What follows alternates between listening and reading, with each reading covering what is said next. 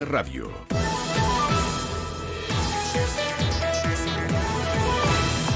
Con el senador y presidente de Renovación Nacional, Rodrigo Galilea, a esta hora aquí en Mesa Central. ¿Cómo está, senador? Buenos días. Muy buenos días, Iván, y buenos días, por supuesto, a todos los auditorios de 13. Muchas gracias. Oiga, vamos por parte. Primero, ¿qué es lo que se acordó ayer exactamente y que aprobó la sala del Senado para tramitar la reforma de pensiones? Lo que se acordó, amanecí tupido de vocabulario. Lo que se acordó fue un protocolo de tramitación, básicamente, pero que tiene también ciertos, vamos a llamarlos, desafíos o contenidos que se deben abordar en esta tramitación. ¿Y en qué consistió y por qué se hizo este acuerdo? Porque lo normal, y esto es difícil de explicarlo, Iván, así a las personas no familiarizadas con los trámites legislativos, los proyectos habitualmente tienen como dos fases de aprobación.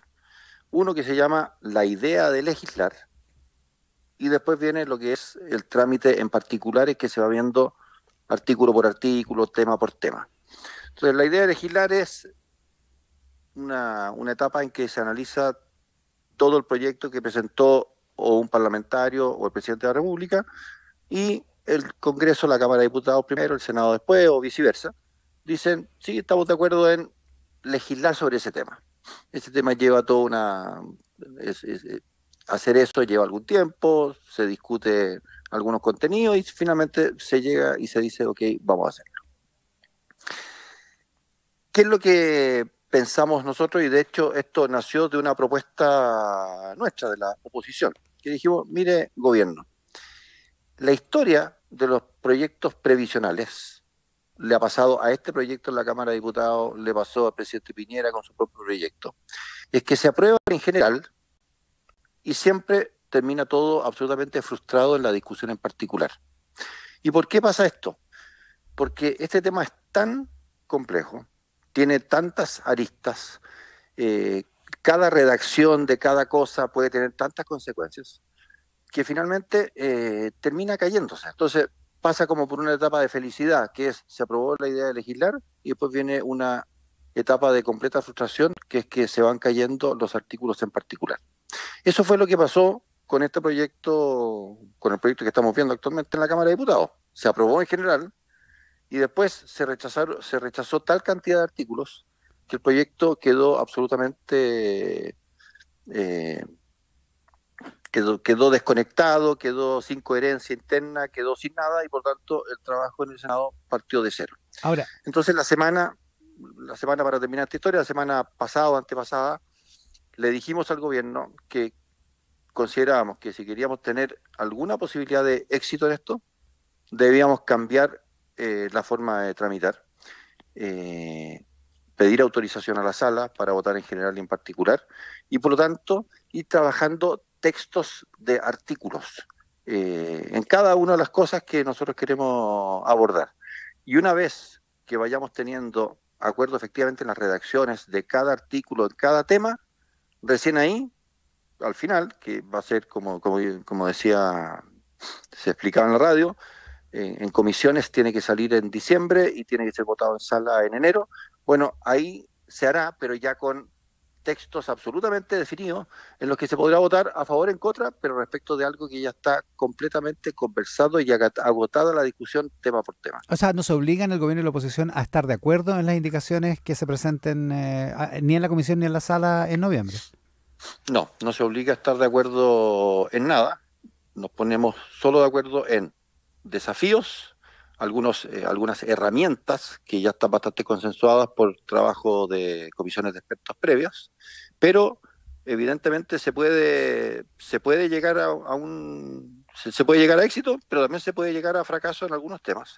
Y por eso es que el esfuerzo tiene que ser grande en cada uno de los aspectos del proyecto para que, por lo menos en mi punto de vista, ojalá podamos llegar a tener una buena reforma de aquí a fin de año. Ahora, se plantean 9 principios para esta discusión, y esos principios dan la impresión, por lo menos así lo decía ayer el ministro Marcel en una entrevista con Ramón Ulloa ante 3 en vivo ayer en la tarde, después de que se hizo esta votación en el Senado, da la impresión de que esos principios ponen un marco que facilita bastante el acuerdo. O sea, digo, acotan la discusión en temas que son bien peliagudos.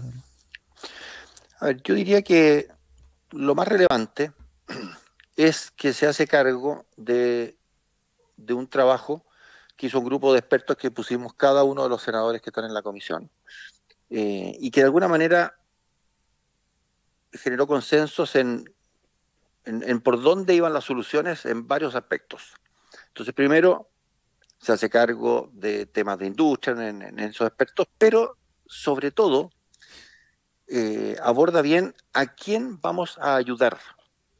Porque siempre como que se reforma previsional y quizás todo el mundo cree que le va a llegar algún cheque así como por milagro. No, esta reforma previsional lo que viene a hacer, y lo dice expresamente el documento, crea, y esa es la parte que quizás más llama la atención, crea un seguro social que lo denominamos así, que es transitorio, para una parte de los actuales jubilados y de los que se van a jubilar prontamente, y que tienen que haber tenido una densidad de cotizaciones alta, ¿ya? ¿Por qué, Iván? Y esto es muy importante aclararlo. Hoy en día, gracias a la PGU, todas las personas de bajos ingresos tienen una tasa de reemplazo buena. Buena no significa que estén recibiendo cerros de plata, sino que en comparación a lo que eran sus ingresos durante su vida activa, la PGU constituye un porcentaje muy relevante de los mismos ingresos que tuvieron. Es decir, tú te jubilaste y seguiste más o menos parecido en los ingresos que recibías cuando trabajabas. ¿Qué es lo que está claro?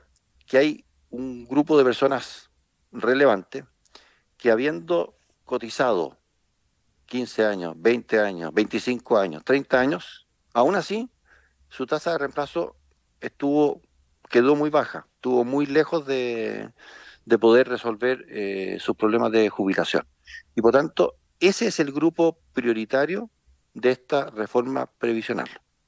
Así como también otro desafío, que es igualar las condiciones de hombres y mujeres. Hoy día, para que todos los auditores lo tengan claro, si una mujer se jubila a los 65 años, igual que otro hombre de 65 años, y ambos juntaron exactamente la misma cantidad de plata para su jubilación, la mujer recibe una peor pensión que los hombres. ¿Y por qué ocurre eso? Porque las mujeres tienen una expectativa de vida mayor que los hombres. Bueno, y llegamos a un consenso también de que eso debe ser corregido. Probablemente lo vamos a hacer a través de un seguro que equipare las condiciones de jubilación de hombres y mujeres independientemente de esta mayor expectativa de vida que tienen las mujeres. Y en ese sentido, ¿se puede pensar o hablar de que hay un principio de acuerdo con el gobierno para un tipo de solidaridad o un tipo de reparto, si se quiere, acotado a ese objetivo con una parte de las cotizaciones, tal como se abrió el senador Coloma el otro día acá en Tele 13 Radio? No, mira, no vamos, la gente que quiere torpedear cualquier acuerdo siempre suele recurrir a tres palabras claves que generan todo tipo de problemas. A ver. Ocupa la palabra reparto, ocupa la palabra solidaridad y ocupa la palabra impuesto. Son así como que todo el que no quiere que se llegue a ningún acuerdo tiene así como que saca una especie de comodín y le empieza a llamar reparto a cualquier cosa, y le empieza a llamar impuesto a cualquier cosa, y le empieza a llamar solidaridad a cualquier cosa. Hay una palabra que yo acepto y acepto encantado, que es solidaridad. Efectivamente, para igualar las condiciones de hombres y mujeres en jubilación, haciéndose cargo de las diferentes expectativas de vida, es evidente que se tiene que tener un mecanismo de solidaridad que en la práctica creo que va a ir por el lado de un seguro. De hecho, esto se ha conversado con la Asociación de Aseguradores, y que en el fondo mutualiza, esa es la palabra técnica, mutualiza el riesgo de vida de hombres y mujeres. Eso es lo que hace. Y pongo el ejemplo porque es muy parecido. qué es lo que pasó en las ISAPRES y qué es lo que fue generando parte de la crisis que vivimos en ISAPRES, en que un hombre de 20 años tiene un riesgo de salud muchísimo menor que una mujer de los 20 años también. ¿Y por qué viene dado eso? Porque las mujeres se embarazan y los hombres no se embarazan. Esa es una condición simplemente estructural, por así decirlo, de género. Es razonable, y el país se preguntó a sí mismo, es razonable que las mujeres que están en ISAPRE paguen muchísimo más que los hombres, que finalmente son la contracara de estar embarazada, y como país se resolvió hace muchos años que en realidad no era razonable que las mujeres de 20 años tuvieran que pagar muchísimo más caro que los hombres por un mismo plan de salud. Claro, por eso se Finalmente mutualiza, el se mutualiza el riesgo. embarazo había que mutualizarlo porque finalmente eh, esto es tema de hombres y mujeres conjuntamente. Claro. Y por tanto, ¿qué es lo qué se tuvo que hacer? Bueno, los hombres tuvieron que pagar más para hacerse cargo de este problema. Y en pensiones pasaría algo parecido. Y acá ocurre algo que es parecido. Los hombres vamos a tener que pagar algo de esto para que la expectativa de vida, la mayor expectativa de vida de las mujeres, que no es ni culpa de las mujeres ni culpa de los hombres, es una condición dada, bueno, sea neutralizada y ambos, si estamos en iguales condiciones, podamos tener exactamente la misma jubilación. Entonces, ese tipo de temas ya han ido alcanzaron consenso en la mesa de expertas donde había representantes de todos los sectores políticos y son parte de las cosas en que nos tenemos que hacer cargo durante la tramitación este año 2024. Una última cosa antes de que cerremos, estamos con el senador Rodrigo Galilea. Senador, no tiene nada que ver con pensiones, sino que con el proyecto de notarios que se puso tan álgido estas últimas 2 semanas. Está esta controversia porque en la Comisión de Constitución se borró la inhabilidad para que parientes de parlamentarios accedieran a cargos de notarios, conservadores o archiveros. ¿Por qué se tomó esa decisión? En su momento, mire, voy a parecer así medio pitonizo. Yo fui parte de esa decisión y dije, lo recuerdo y me cita un diario. Dice, mire, me voy a sumar a la mayoría, pero debo advertir de que esto va a generar muchos problemas porque independientemente de que se cambia de manera total el sistema de nombramiento de notarios, es muy probable que nadie entienda y todo el mundo sea suspicaz si es que el que gana el cargo de notario es pariente de algún parlamentario. Dicho y hecho. Pero ¿por qué se cambió? Para que no vean, para que la gente que no crea que fue una cosa arbitraria. Existía en el proyecto la inhabilidad, pero como se cambió totalmente la tramitación y ya el Poder Judicial no tuvo nada que ver, no va a tener nada que ver en el nombramiento de notarios, va a ser un nombramiento a través de pruebas, a través de ADP y otra serie de cuestiones, se dijo, bueno, en realidad, en principio, deberían estar todos permitidos, salvo la gente que esté vinculada a personas que trabajan en la ADP y ese tipo de cosas. Yo tenía la aprensión de que aún así esto no fuera entendido, me sumé a la mayoría porque tenía razonabilidad esto, pero bueno, finalmente pasó lo que yo temía, esto se transformó en un problema y por lo tanto creo que va a haber acuerdo en volver a inhabilitar a parientes de parlamentarios para que puedan postular a cargo de notarios y conservadores. O sea, se va a retrotraer, digamos, va a quedar el artículo como está. Es lo más probable, sí. Porque no se ve muy bien que sean solo los parlamentarios los que salgan de ese artículo, ¿no? De esa inhabilidad. No, pero lo que pasa es que los inhabilitados son muy pocos, ¿sí? Es una total excepción. Para justamente precaver que no se piense mal, como actualmente se piensa, de que a través de influencias se llega a nombrar a alguien como notario. Como se cambiaba totalmente el sistema, y ya no tiene nada que ver ni el Poder Judicial, ni nadie que esté nombrado por notarios, por parlamentarios, digo, bueno, debiera quitarse esta inhabilidad.